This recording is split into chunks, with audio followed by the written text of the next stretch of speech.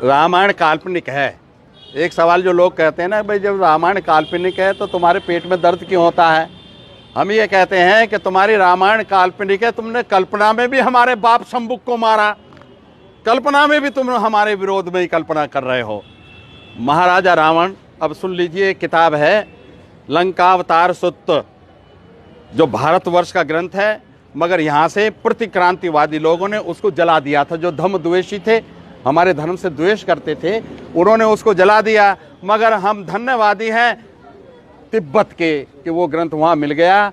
और professor DT. Suzuki जो Japan के विद्वान थे, बहुत बड़े ट्रांसलेटर थे, उन्होंने उसको ट्रांसलेट कर लिया अंग्रेजी में, और अंग्रेजी से वो तुलसीराम शर्मा ने अनुवाद कर दिया हिंदी में।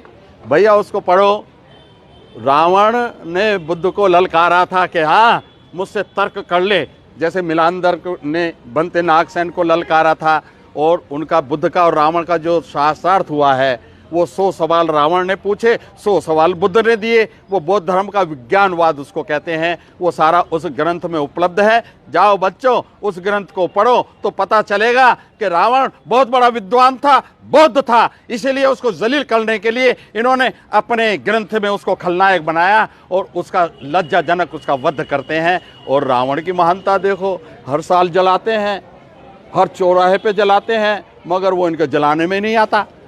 उसकी महानता देखो, वो हर साल जलाते हैं, हर चौक पर जलाते हैं, मगर वो उनके काबू नहीं आ रहा। और जो रावण का संबंध छत्तीसगढ़ की गौड़ जाति से भी है।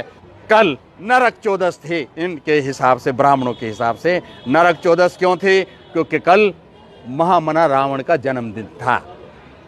कल मुख्यमंत्री के पिताजी नंदराम बघेल जी ने महाराजा रावण की जयंती बड़ी धूमधाम से मनाई है। और रावण जलाने वालों पर छत्तीसगढ़ में FIR किए गए हैं। ये इतिहास बदल रहा है, इतिहास को मीडिया के माध्यम से कुंद किया जा रहा है। और आप जैसे बच्चे जो ये कैमरे लेकर आए हैं ना, और समाज के अंदर ये संदेश जब जाएगा तो लोगों को पता चलेगा कि हमारे महापुरुष कौन थे। ये जो रावण को जलील करते हैं रामायण में, वो रामायण का रावण काल्पनिक है, मगर वो इन्होंने रावण हमारे सम्राट अशोक का बनाया है। डॉक्टर राजेंद्र प्रसाद की एक किताब आ रही है सम्यक प्रकाशन से, अगले महीने तक शायद वो आ जाएगी। उसका नाम है बौद्ध सभ्यता।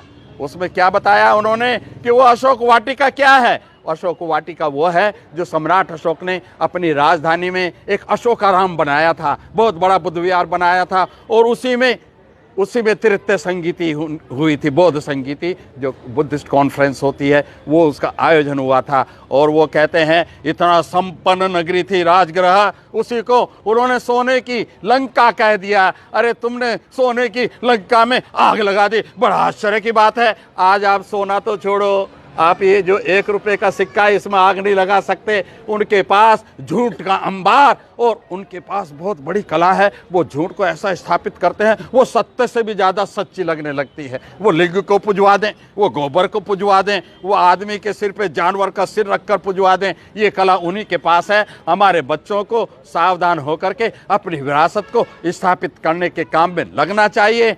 रावण हमारा नायक है। रावण का भी बहुत जल्दी, अभी आपने देखा होगा ना, इस बार हमने पोस्ट डाली है, उसमें रावण का चित्र हमने लगाया है। मगर खुशी हमें इस बात की है कि वो छत्तीसगढ़ में जो कल रावण की जयंती मनी है, वहाँ पर उस चित्र का उन्होंने इस्तेमाल किया, अपनी पोस्ट में उसी चित्र का इस्तेमाल किया। बहुत जल्दी आपको ना केवल महामना रावण का बल्कि महिषासुर का भी पोस्टर मिलेगा, उनका साहित्य मिलेगा। हम अपने महापुरुषों को घर घर तक पहुंचाने के जिस काम में लगे हैं, किसी पर एहसान नहीं है। और ये मैं कोई बहुत बड़ा काम भी नहीं कर रहा हूं, वो हर एक व्यक्ति चाहे तो कर सकता है। मगर मुझे एक संतोष है कि मैं बाबा साहेब डॉक्टर अम्बेडकर का कर्ज तो नहीं उतार सकता, वो उतर भी नहीं सकता, मगर उनके प्रति मैं ईमानदार रहूं, ये मेरी सबसे बड़ी दौलत है। बहुजन समाज से जुड़ी हर खबर को देखने के लिए बहुजन टीवी